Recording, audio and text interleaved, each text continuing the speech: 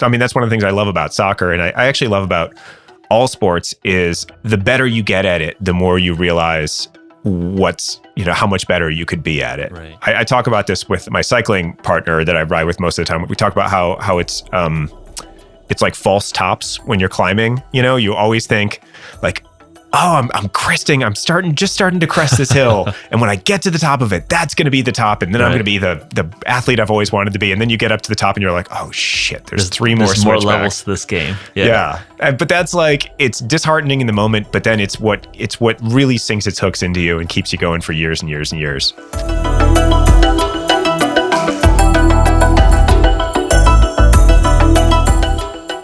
Hey friends, welcome to this week's episode of the HVMN podcast. When we look at the world's most popular and greatest athletes in history, you'll notice that many of them are past what we consider the prime age for peak sports performance. An obvious example is NFL quarterback Tom Brady, who's over 40 years old. Despite already winning the Super Bowl 5 times and being the 5th oldest player in the game, Tom has shown no signs of slowing down, is still very clearly improving upon his game and breaking records. So how can one maintain or achieve such elite performance in the face of natural aging? This was a question that drove Jeff Bercovici, the San Francisco bureau chief of Inc. magazine and a serious amateur athlete in his own right, on a quest to find the answer. After talking to a dozen of top players, coaches, and sports scientists like Brady, Serena Williams, Carli Lloyd, he laid out all his learnings in his recent book, Play On, The New Science of Elite Performance at Any Age. Jeff and I discussed the common misconceptions of famous athletes and their training. We talk about his personal sports journey and how he personally recovered after suffering a serious injury. And we also explore the concept of immortality and anti-aging. I really enjoyed this conversation, and I hope you do as well. As always, please feel free to send me a note or questions at podcast@hvmn.com. iTunes reviews are also appreciated, and remember that you'll score a free Sprint Mini in the process. Without further ado, let's get started. Jeff, great to have you on the program. Usually you're the one interviewing me, so it's great to have the hot seat turnaround for this time. It may be great. I don't know. Maybe it depends on what your questions are. Well, I mean, I would say that, you're probably one of the unique reporters that covers the intersection between human performance and technology. Recently published a great book, Play On. And I think there's like a lot of directions to riff off here, but perhaps given our audience's interest in nutrition and diet protocols, there's obviously a number of sections talking about that. Bone broth, Tom Brady's kind of like non-nightshade diet. What are some of the interesting things that you've discovered over the last few years around diets? Obviously, in our community, people are very much interested in intermittent fasting, ketogenic diets. How do you synthesize all this noise? It was interesting. I mean, nutrition was a really interesting area to research, in part because there are so many myths around it. Like there are so many athletes out there who are practicing one diet or another that they fervently believe is contributing to their performance. But when you talk to the scientists, there's a pretty strong consensus that the more extreme nutritional interventions, the more extreme an intervention is, or the more specific an intervention is, the less probably clinically valid it seems to be. The less data there is behind it. So something like Tom Brady's diet, which gets a huge amount of attention because he's the best player in the biggest sport in America. It just it's a good. I mean, if you ever talk to a nutrition about it, they'll say. It's a good diet. It's a healthy diet for you to eat because, he eats a ton of like vegetables and whole grains and, lean meats. But all the weird specific stuff about it that makes it so much fun to talk about is like woo-woo science. Like there's nothing there. Yeah. So I mean, I'm curious in terms of like looking at something like, the kind of the nightshades, like anti-nightshade, which is like tomatoes and what are tomatoes, nightshades? Potatoes. I actually do not know what. That's a good question. What are the nightshades? I think peppers. I think some peppers are nightshades. Makes too, sense. Right? Yeah.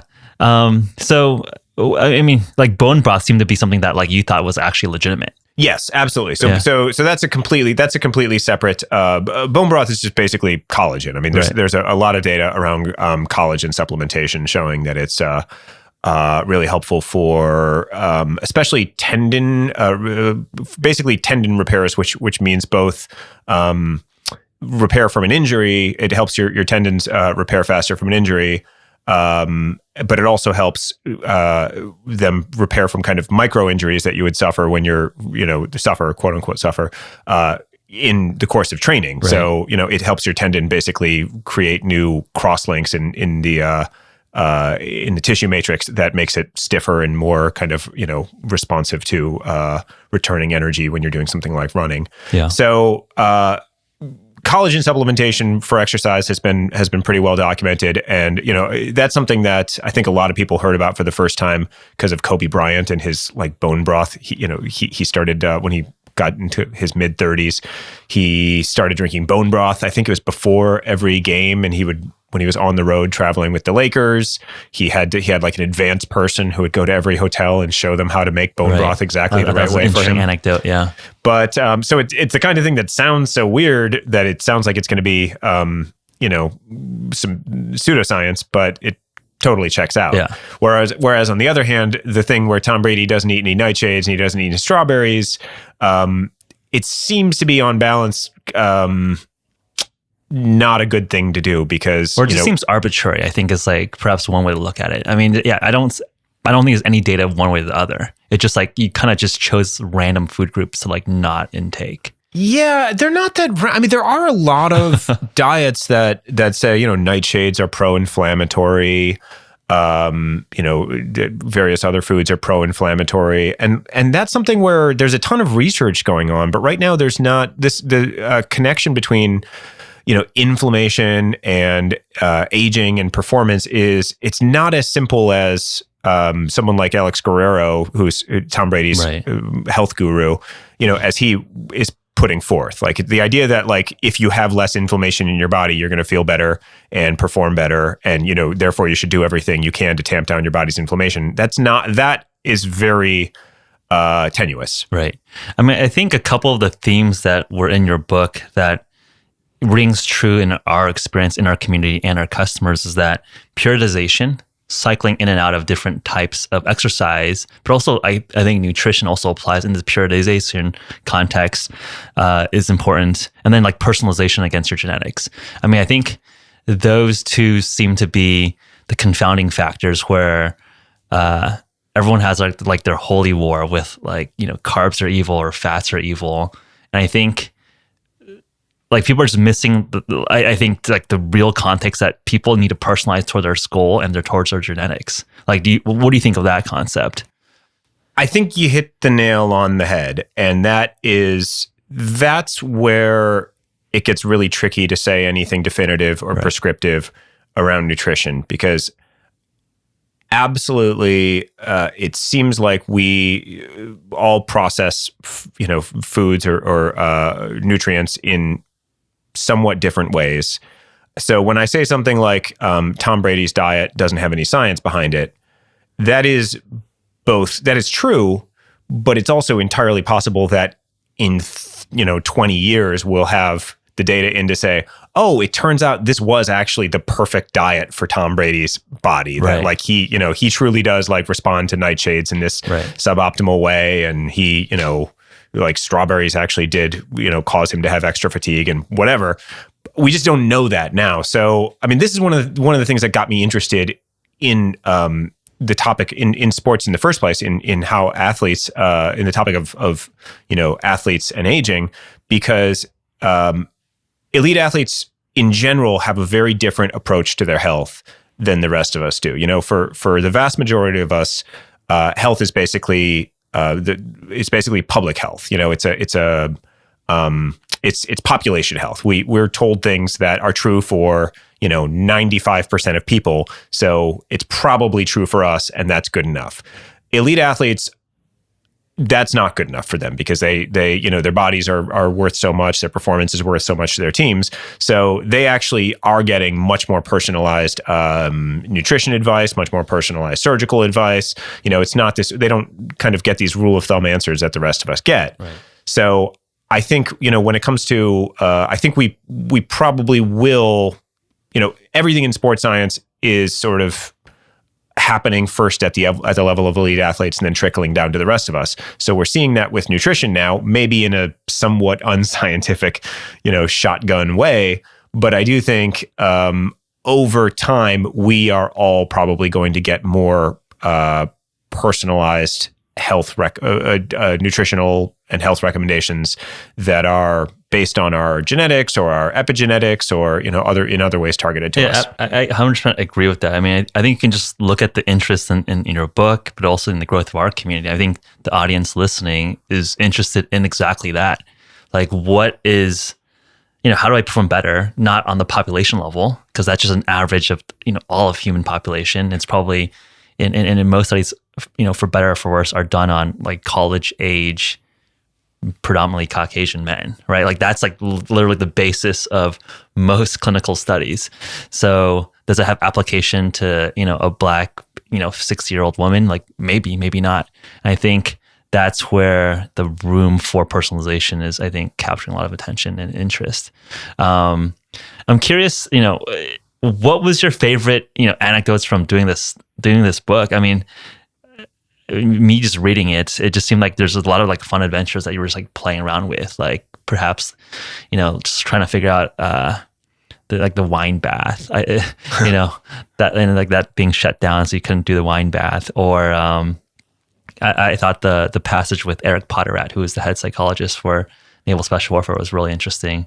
I've actually spoken to him in I guess in a different context, but I mean, I thought his passage around the psychological approach of slow is smooth, smooth is fast was resonated with me a lot. What were some of the funnest people you met? What were some fun anecdotes, and what has really stuck and resonated in terms of like feedback or advice? Yeah, Eric Potter, so he was the first head psychologist for the Navy SEALs, right? Mm-hmm. And talking to him was really cool because he is just so obviously the real thing. Yeah. When you talk to him, he has this very like quiet, magnetic manner where you're like, wow, I can see why the world's greatest warriors just will listen to you. Yeah. And hearing someone whose insights and performance are drawn from something that's life or death. There's a lot of people out there giving a lot of performance advice that is questionable, right? And they, you're like, would you really lay your own life on the line for with that? But he's talked to people who have done it. So that was a really neat experience. God, there were so many. I mean, I thought, for me, getting to hang out with Meb Keflezighi while he trained and riding around in the van with Bob Larson. So Meb is, he's retired from competitive running now, but he was basically the top American male marathoner for many years. The first American to win the Boston Marathon in decades. Part of this kind of resurgence of American distance running, which had really fallen off for a long time, and Bob and Meb both played a huge part in it coming back. So that was just awesome to ride in the van with Bob. Meb was in like the final stage of training for the New York Marathon, and hear all of these tales about from somebody who probably had more stories from American running than anyone else. And another just great thing, for me, like the best reporting trip I did was going up to Victoria in British Columbia and hanging out with this guy, Trent Stellingwerff, who is a Canadian sports scientist, and his wife, Hillary Stellingwerff, is a middle distance runner who was training at the time for Rio. And that was just a really neat, Trent is amazing, and he loves his job and what he does so much, and he's one of those people who is so smart and just so eager to communicate to have other people understand why he loves what he does as much as he does. Yeah. So I just learned in 3 days. It was like, a master class. Yeah. It kind of relates to an audience question here. So Frank asks, after talking to a number of top athletes, what is a common misconception that people have of famous athletes? That's a great question. I have my own perspective here, but curious to hear your answer. Yeah, I think a really common misperception that struck me during my reporting is that there's this idea about how they do their jobs, which is that it's all about this kind of intensity. I mean, I think of like Gatorade commercials or Nike commercials where you watch them training and it's all like them screaming at each other like, yeah, do one more, right. And like sweat is flying off them. But when you actually watch them training, it's very focused. It's a very a lot of the emphasis in their training is on precision rather than on sort of all out. I mean, there is a place for all out intensity, but it's really a job for them, and they approach it in a very professional way, or at least the ones who are really kind of smart and forward thinking approach it in this very precise, dialed in, deep focused way that to me was just at odds with like how sports is marketed to us. Right. Yeah, I would add to that in the sense that I think to cut it at that highest level, you just have genetic talents, and sometimes they don't have that much discipline. Like you talk to a lot of NFL teams, it's like half the guys are elite specimens and they're like super serious about their craft, like they're the samurai of their craft. But the other half are like eating Skittles and candy half the time. And we're just like trying to get them to like a normal, reasonable diet. And I think that the conception is that these are ultra disciplined warriors in their practice. It's surprising that sometimes like they can get away with just being super talented. And I think that's like a misconception that at least is something that has stuck with me. Yeah, who said that to me? John Wellborn, this who runs he was an NFL lineman for like 10 years. Now he runs a company called Power Athlete. And he said that the fittest guys that he played with in the NFL never worked out. He said they just literally didn't have to work out. Right. That's crazy. It's like I think it's like literally like some people are just not fair, right? Like I think it's like if you're just Einstein or you're just a super genius, it's like how do you get super smart? Like I don't know. He probably doesn't know. He just like I just can see math equations. But it's all over the place too, because Colin Kaepernick, who was training at one of the performance centers that I went to for some of my reporting, like he really did. I mean, you look at him and he is like his muscles have muscles. Right. He's one of those guys. But then he also probably did work out more than anybody who was on the 49ers. Right. I mean, when I was there, like the coach specifically told everyone, their NFL strength coach was like, everybody go. I don't want to see you in the facility for the rest of the day. Like they had done like an hour, very focused, intense workout in the morning. And he was like, your job for the rest of the day is to recover. Yeah. And Kaepernick went right to the gym and spent 4 hours just like lifting every piece of metal in the entire gym. I'm like, oh, he probably has those genetic gifts and he's ethic. A freak, has a freakish work ethic too. And I think that's where you get like truly the top of the top. And I think that also brings to, I think one of the, more important threads in the book that at least resonated with me was the notion that the people that I think end up being the greatest seem to just have a longevity to them. And it seems that like the mental capacity for the game or their endeavor increases linearly while the body potentially like starts breaking down. But the people that can really be like the top of the top, like Tom Brady, Serena Williams, they can they basically can maintain the physical aspect longer than most. And I think that I guess it's like to me that reminds me of like how do you keep having that childlike curiosity towards our own craft? Because I feel like in a lot of people's everyday lives, they get jaded or blasé about like their everyday existence. So I think just like getting inspired on how these elite athletes are able to find newness and freshness in their sort of day-to-day routine was inspiring for me. Was that a pattern that you thought that resonated? It sounded like, something like the hockey guy that like would just love the game. Some of these like interesting characters that you've profiled. I think that is absolutely a pattern. And what you're seeing there is a number of feedback loops that result in the best players also. I mean, it doesn't happen all the time, but yes, there is a phenomenon where the best players play the longest. I mean, partly that's because, they have the opportunity to play the longest. Everybody wants to keep paying them to do what they do. But there's also, two mechanisms really jump out at me. One of which is what you just alluded to, which is their ability to sustain that sense of joy and love of what they do. And that was something that I heard from every sports psychologist that I talked to. When I said, what makes players who have the longest careers different from everybody else, they said it really is that they love the game. They have more of a sense of joy than anyone else. I mean, Roger Federer. The two great examples of that are Roger Federer. John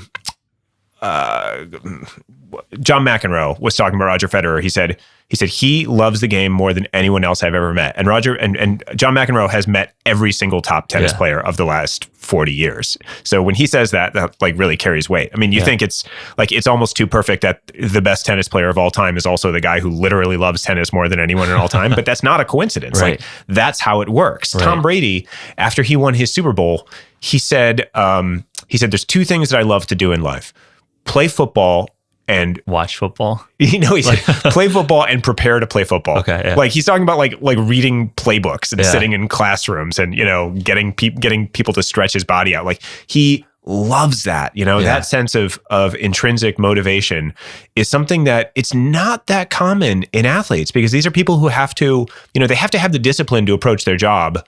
To approach a game like it's a job. So there's that sort of, they need to be able to shut off that part of the brain that says like, okay, this is just about fun and being silly and, it's okay to lose. Right. Like they can shut that off, but then they can also selectively turn it back on, or they can have both of those programs running in parallel. Right. It's a fairly unique psychology, and there's not that many people who have it.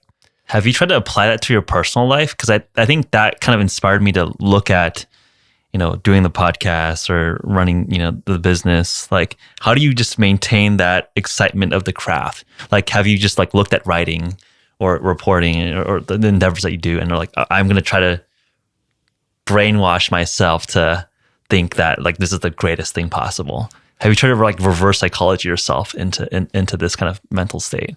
It's interesting. That's a great question. And the answer is, I think that it's easier for me to do that than it is for people like Federer and Brady. Because, for me and for most people, like I haven't reached the pinnacle of what I do. I can constantly challenge myself with new things. I mean, writing this book was part of that. I said, okay, I'm at this phase where I'm writing, long form magazine features, and I feel like I've gotten pretty good at it. And I want a new challenge to keep my brain feeling, young and stimulated. And I personally like my job best when I feel like I'm in when I'm in water that's about 6 inches deeper than I am tall. And I'm always having to fight just a little bit to keep my head above the surface. So writing this book allowed me to do that. And, now I've written one book and I'm like, okay, I want to write another one because I feel like I can do it better next time. How do you do that when you're Roger Federer and you've won more Grand Slam tournaments than anyone in history? But the answer is he does it because he's actually improved. I mean, people, when you look at him, his backhand is better than it's ever been. It's gotten noticeably better in the last few years. He developed this new shot called the Saber that was like a totally new technique in tennis that nobody was doing. So I think that I guess that is a useful template to follow if I ever find myself in danger of becoming too good at what I do. But for now, it's really just being aware of where I'm weak and where I can learn new things and using that to keep myself dialed in. I want to move to another audience question here. Sean Giggins asks, who's your favorite athlete? Like, period, and why? Like, I mean, it sounds like you've been looking at, do you have an answer? Is there a great answer there? It probably would have to be Federer because combination of, I love tennis. I've watched all of his great matches, like live, over the years. And now with him, he had this phase of his career where he was like a little too perfect and it was boring. But since he's gotten into his mid-30s and, he had his first injury and you saw his career seemingly start to tail off a little bit. And then he had this resurgence. I feel like everybody who has, found themselves on the other side of 30 and like wishing, thinking like, oh, is that it for me? Like, am I now just destined to be like a worse version of myself physically for the rest, every year for the rest of my life? We're just all rooting for him. He's become so like inspirational and easy to connect to emotionally. And also his tennis is just, are you a tennis fan? I grew up playing tennis. I was just going to add that in my high school tennis court, there's Pete Sampras's high school championships. In Southern California, it's like hotbed for tennis, like Lindsay Davenport. I think I remember seeing like Sharapova like playing when she was like just coming up into the professional ranks. Oh, that's cool. So yeah, I remember, when I was in middle school, my tennis coach was saying that look out for Federer. He's like such a beautiful, elegant player. He's going to be like number one. Oh, wow. That's so crazy. I remember that conversation like on the tennis court in Torrance. And it's true, like he's a very elegant tennis player. I think, especially if you see adults pick it up, like you didn't grow up playing tennis, like people's strokes are very awkward or they like look goofy. But yeah, it's beautiful to watch. It's like watching someone do calligraphy. Player. Yeah, it's so soothing to watch him play. I mean, there's different players that I love for different reasons, and one of the reasons that I love tennis is because I love tennis fans. I feel like tennis fans are they're so sophisticated about, in every other sport you have like your team that you root for, right. and that's who you root for, and you sort of, people are like brutes. Right. But tennis fans are so sophisticated, the way they watch a tournament and the way their allegiances change over the course of a tournament or even over the course of a match. Right. And they will really get behind someone just because like they're playing beautiful tennis that day. So Federer, I feel like a lot of people love watching him just because he's beautiful. Yeah. No, I agree with that. So I know I think you consider yourself like a serious amateur athlete. Would that be the right way to put, your consideration there? But I'm curious, how did you get so interested in sports and in human performance? Like, what's your personal trajectory here? I guess serious amateur athlete. I think I would have to embrace that at this point. Yeah. I think that would surprise anyone who knew me 10 years ago, but it's definitely become a pretty huge part of my life. I grew up playing, as much sports as every other vaguely sporty kid, pretty much through into high school, did kind of everything and not very well. And then when I was like in my early 30s, in my 20s, I sort of was like a weekend warrior type person, didn't do anything very seriously. But then in my early 30s, I got into playing soccer, which I wasn't good at, had played as a kid, never really had any talent for. But I just got into playing with this adult rec league in Brooklyn and just got obsessed with it. Like immediately I was like, oh, this is what I need to be doing with all my free time. And I would go to like soccer classes I'd do like sign up for soccer clinics on the weekend. And just clicked. Touch. That's pretty hardcore to go from like not really just, I'm going to take classes. I'm going to get like tutored in soccer. Yeah, it kind of happened like that. It was a combination of, it was one of those things where, I like the 6 inches of water too deep, where I felt like, oh, I can almost get this, like I have the, if I just get a little more fit and I just work on it, always felt like it was just eluding me a little bit. Yeah. So, and it still does. And I think it does. I mean, that's one of the things I love about soccer. And I actually love about all sports is the better you get at it, the more you realize how much better you could be at it. Right. I talk about this with my cycling partner that I ride with most of the time. We talk about how it's like false tops when you're climbing. You always think like, oh, I'm cresting. I'm just starting to crest this hill. And when I get to the top of it, that's going to be the top. And then I'm going to be the athlete I've always wanted to be. And then you get up to the top and you're like, oh shit, there's three more levels to this game. Yeah. But that's like, it's disheartening in the moment, but then it's what really sinks its hooks into you and keeps you going for years and years and years. So that was, playing soccer was it's kind of how I rediscovered myself as an athlete, as an adult. But then the the injuries that I had and the limitations that I ran up against when I tried to go basically from 0 to 100, in the course of a year, is how I got really interested in basically the age part of it. Yeah. That's actually a great segue to another question from Laura Daly. She actually asks, what did you learn about yourself? I mean, I don't know if she actually knew you had some injuries, but it's actually really relevant. What did you learn about yourself when you suffer a serious injury that puts you out of the game for a while? Oh, that's such a great question. For me, it was it took me about 6 months of rehab before I could was cleared to do whatever I wanted. And then it was probably, I guess zoom out for context. Oh, okay. Yeah. I don't even know if she knew that you had a serious injury, but perhaps she was just asking generally. But I think it applies to yourself, obviously. Yeah.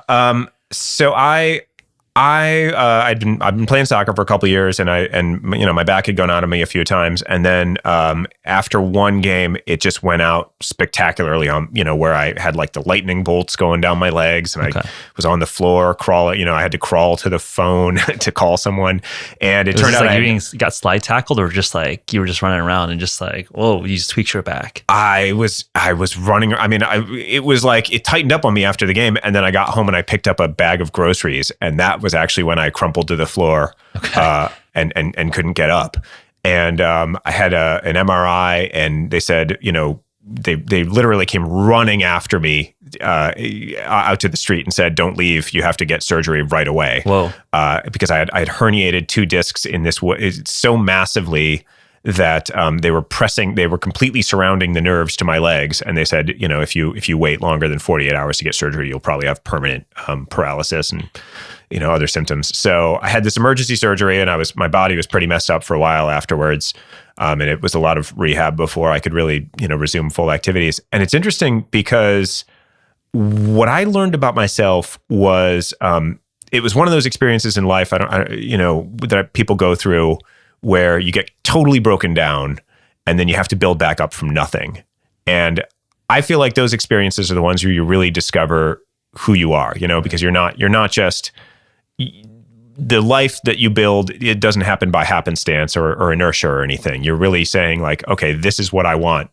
These are the things that matter to me in my life, and I'm going to work really hard to get them back. And I'm going to show myself that I have the ability to work really hard to get them back, because it's not just that I was like lucky or whatever. So I kind of like cherish that experience, and I don't know. I have a hunch that a lot of people who have been through similar experiences feel the same way about it. Yeah, I mean, I think it's almost freeing in some sense, where you get to recraft your own narrative in some sense. I wonder if in your reporting on elite athletes, I can imagine this being soul crushing for some. I think some segment of the people that have a debilitating injury, just I'm done. I can't come back. Or do that they segment towards people that more spin it positively. Like, can I come back? I want to come back. I'm gonna just do everything 110% to come back. I would guess it's the latter. I mean, the research on happiness. I mean, you're probably familiar with the studies basically on happiness being a set point phenomenon, and that people who, for instance, have accidents that leave them paraplegic afterwards tend to report the same self-reported levels of happiness like a year out. I mean, it doesn't happen right away, but like if they talk to them like a year after or 2 years after, they basically say that they're about as happy as they were beforehand. So I would be really interested in reading the actual data on this, but I would guess with elite athletes that they probably are the type to treat it as a challenge rather than as something that they would be devastated by. Yeah, I mean, I think it probably depends on the person. So you also hear, I mean, this is more applied to the military case, but like people that have just real, they get their legs blown off or something, they really lose a sense of identity. But I imagine in a sport use case, you're not, necessarily getting to that level of like changing your identity. But I think there might be, because I guess like in terms of like a normal person or like a casual athlete, you don't have your identity tied towards elite performance, but perhaps you take that away from an elite athlete. Do you like disrupt like their sense of self? So it might hit them even harder. That's That's true. That's a really good point. And identity is, there's a lot of sports psychology that focuses on identity and how it's beneficial, but also not beneficial to construct your identity around sports. And at the same time, I also want to say that, in those first few weeks after I hurt my back, and I thought that probably I would never play soccer again, like I was depressed. I felt a pretty profound depression around that. And that's just as somebody who, played soccer 3 times a week. So I can't imagine if it was your career and it was actually over because of an injury.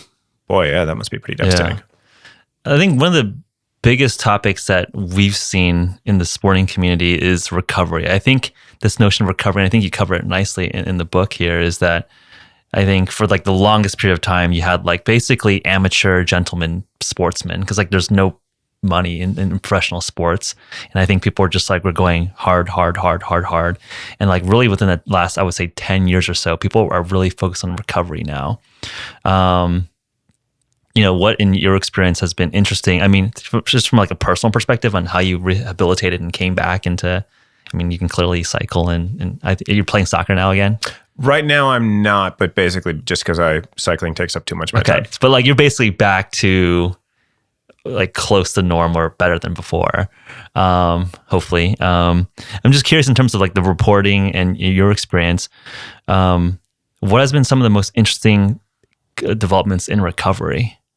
I think that what you said, that 10-year time frame is about right. Probably 10 or 15. It's only been about 10 or 15 years that it has been treated as an equal leg on the stool to training and training and nutrition. That's really seen as now like those are the 3 pillars of a performance program. Whereas I think that if you look 20 years ago, it was more like training, nutrition, and then over here in the corner is like, oh, this thing also there's recovery. You might want to do some of that too. I think a lot of what's driving it is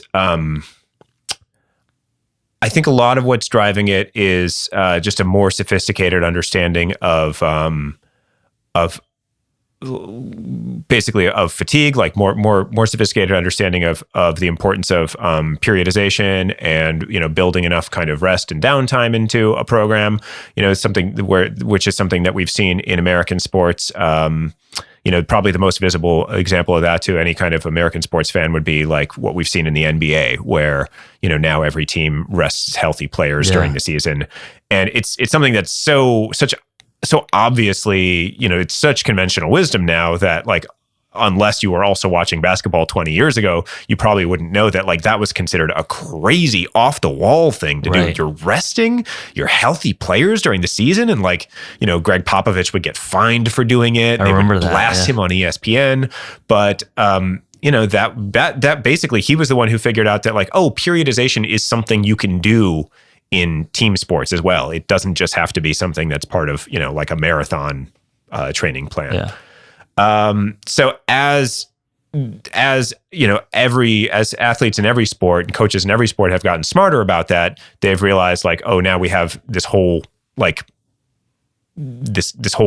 all these like blank spaces in our program that we could be filling with something else. Yeah. So recovery has kind of rushed into that vacuum in ways that have been both, I would say, really like necessary and helpful and beneficial, and also in ways that are probably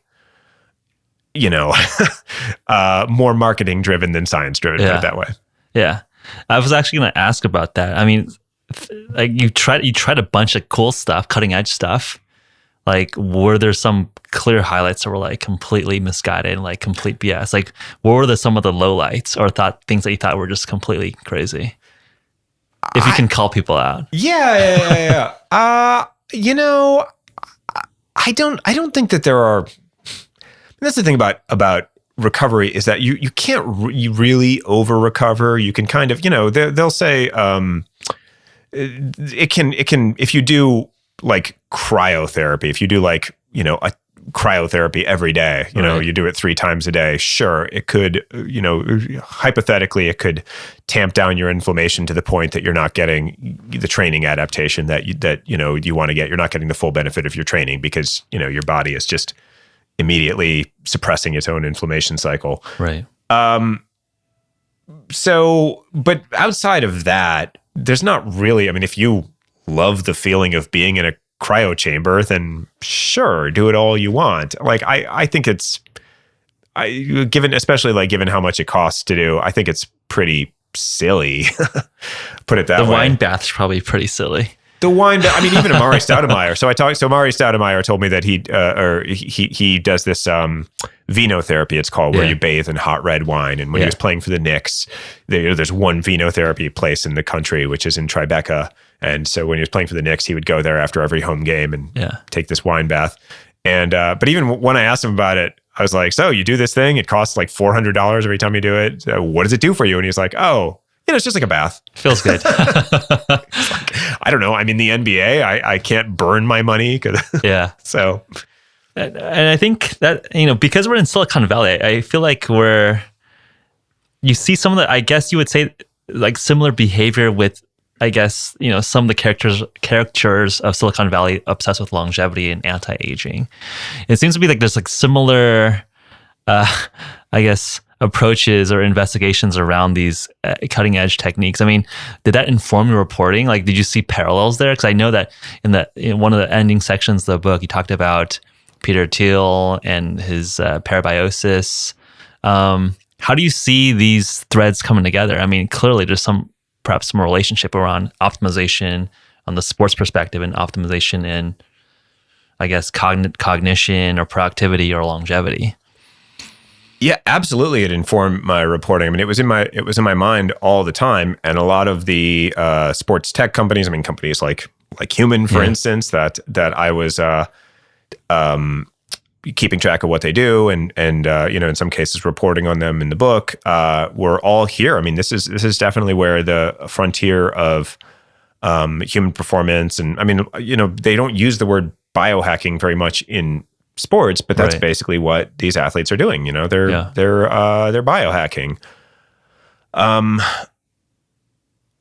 So the question exactly is what? Well, I guess it's like, I'm just curious to hear the parallels, like your thoughts on the parallels. It seems like in the sporting world, clearly an optimization focused on physical performance, and in Silicon Valley, there seems to be a growing thread around biohackers for longevity or cognition. Do you see these be related or like related endeavors, parallel endeavors? Yeah, it's I guess one somewhat overlapping endeavors. They're definitely related endeavors. One big difference, it has to do, I would say, with time, which is that I think a lot of the stuff that athletes do that's more more fringy or might have some benefit, but the benefit is like probably pretty marginal, is basically because you can only train so much. You can't hit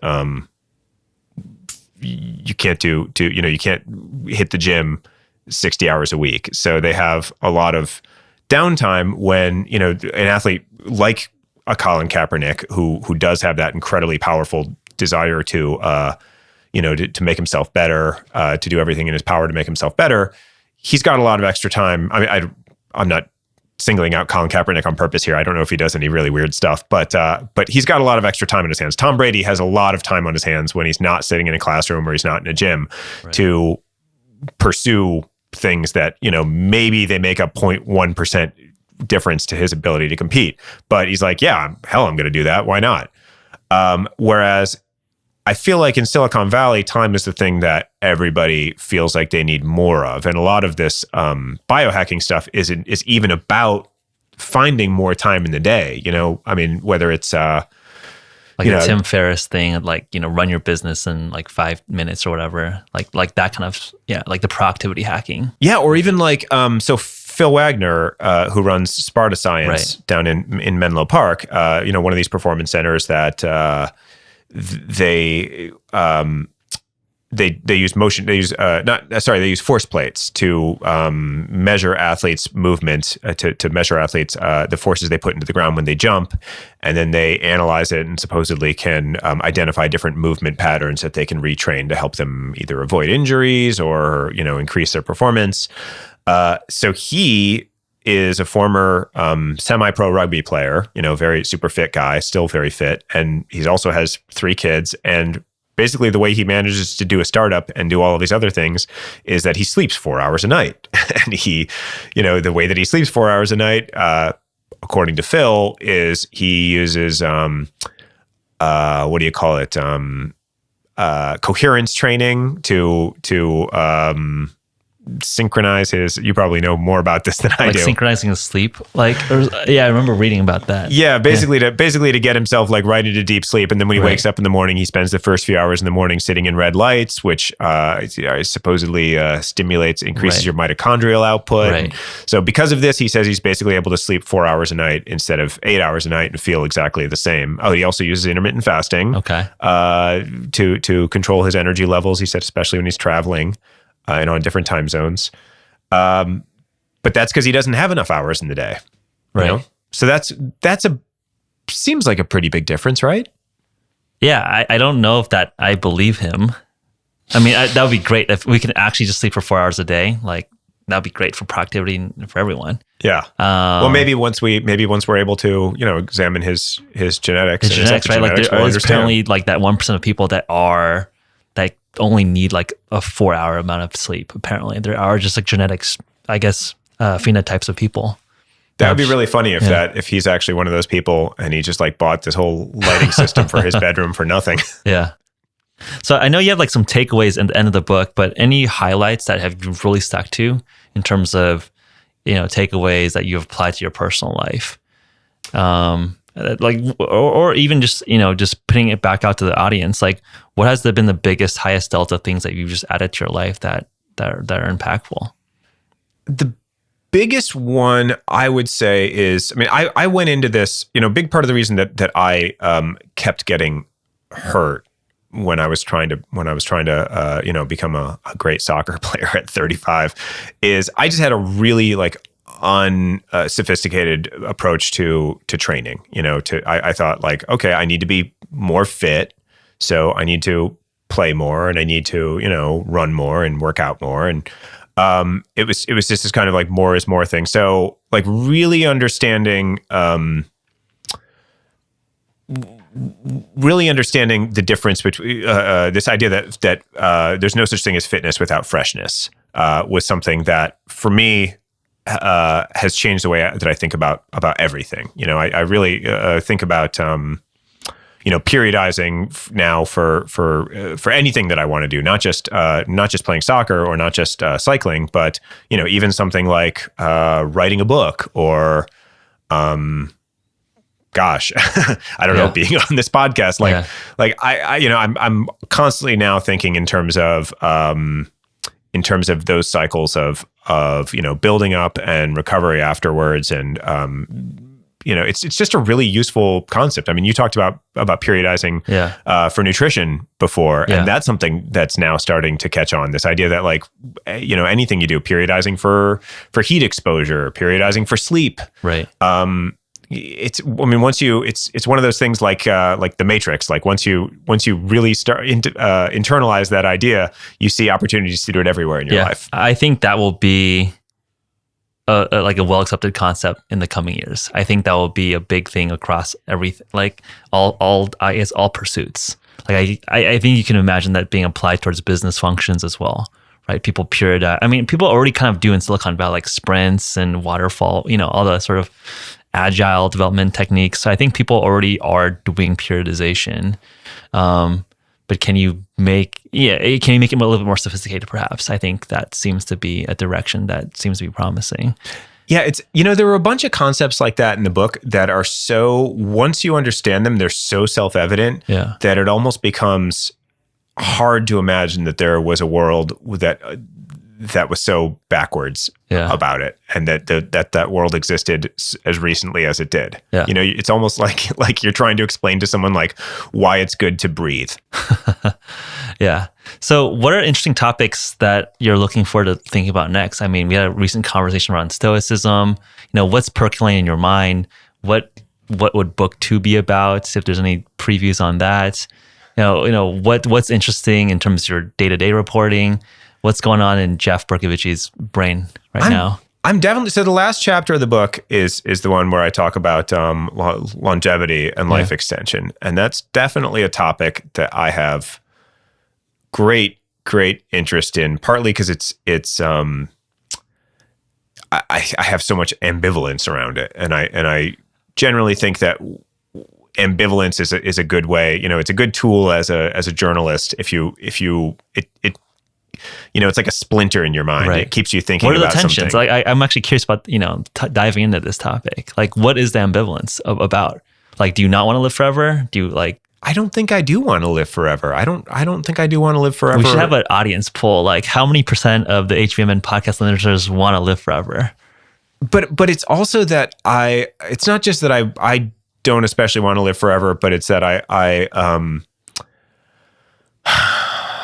when I talk to people about who do want to live forever, about why they want to live forever, I often have trouble. I have trouble identifying with it, and then I also have trouble articulating why I have trouble identifying with it. You know, like often people will put it in very common sense terms, like, you know, like I just like being alive and I want to do more of it, or you know, I have things that I want to do and I feel like I can do them more effectively if I have, you know, 500 years that I can work on the same project. Right. And I don't know, I just, whenever I have one of these conversations, my brain spends a long time afterwards thinking like, why did that bother you? Or like, is it because like they seem selfish or self-absorbed or like arrogant or?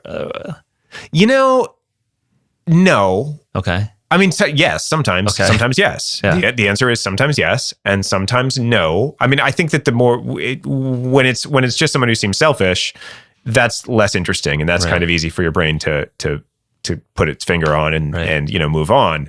It's more when it's somebody who genuinely I feel like I, you know, really see eye to eye with, that then afterwards I'm thinking like, what's the missing puzzle piece here that I'm not understanding. Like I think a lot about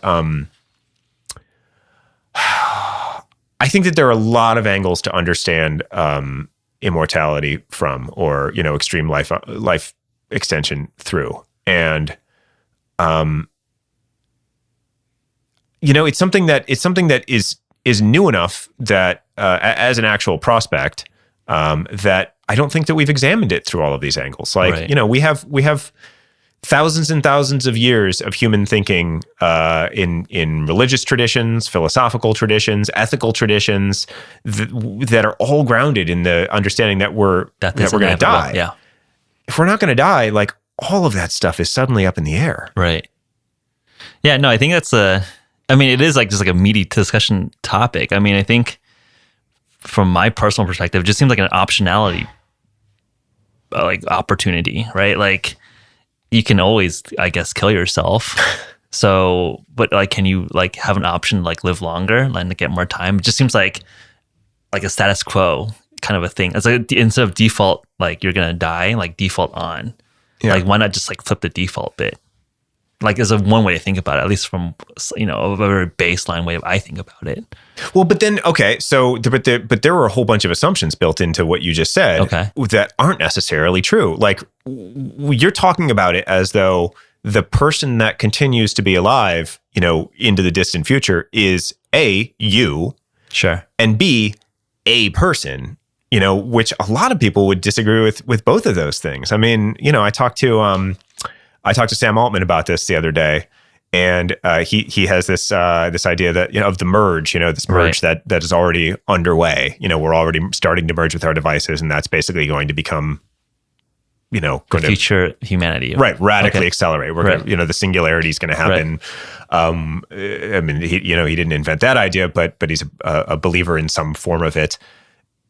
And he's like, I actually think that this is going to happen in the next couple decades, and I totally have no idea how I feel about it. Like, if you ask me if it's a good thing or not, like, I can't answer that right now. Like, that's really interesting. Yeah, I could think about, I could talk about that all day. But you have to put that in quotes. Do you want to live forever? Like, every part of it. Yeah. Well, I mean, I think just take like the naive question. I would say that most people would want that optionality, but like, I think you open up that can of worms. Like, is you uploaded into a computer, into the cloud? Is that still you? Or like, is that just a conscious stream that mimics you really well? Right. Like, that's like kind of a philosophical question. Yeah. And I think that the ethical piece of it is also really interesting. Like, how do we behave? How would we behave differently if we were living with the expectation that that we would still be alive in 500 years? I think everyone would do a lot less risk taking, because you're not just losing 20 years of life, you're like losing 2,000 years of life. Right. I think that would be interesting from a risk calculation perspective. Not just risk, but sacrifice. You know, I mean, right now, the thing in the world that we value the most highly, the thing that as a society that we esteem the most, is when people sacrifice their lives for others, knowingly sacrifice their. The firefighter runs into a building, the nurse works in the Ebola ward where 50% of people who work in there die. Like, how does that work in a world where if you don't show up to work that day, you might live another 1,000 years? Yeah. Is that just gone? Or just magnified even more, because like the sacrifice is like orders of magnitude greater now. Sure. Yeah. Yeah. I mean, it's all questions. Yeah. It's interesting. But like, really, like, if like magical being was like, hey, you in your current body, you could get 1,000 more years. You'd be like, I feel like I would be like, okay, I'll take it. Like, I might think about it for like 2 seconds, but like, yeah, like, but like, it's like an optionality play. Like, I know that if I really don't like living, I could like kill myself. But the opposite is like not as easy to obtain. Now, what if that magical being said that to you, and he said, you can live 1,000 more years, just so you know, no one, that's not going to happen to anybody else. You will be the only person from the 21st century that is still alive. Yeah, I would take it. And if I really hate it, I'd be like, all right, I'm going to kill myself. Right? Like, I just like straight up like an optionality bet. Yeah. Okay. Yeah.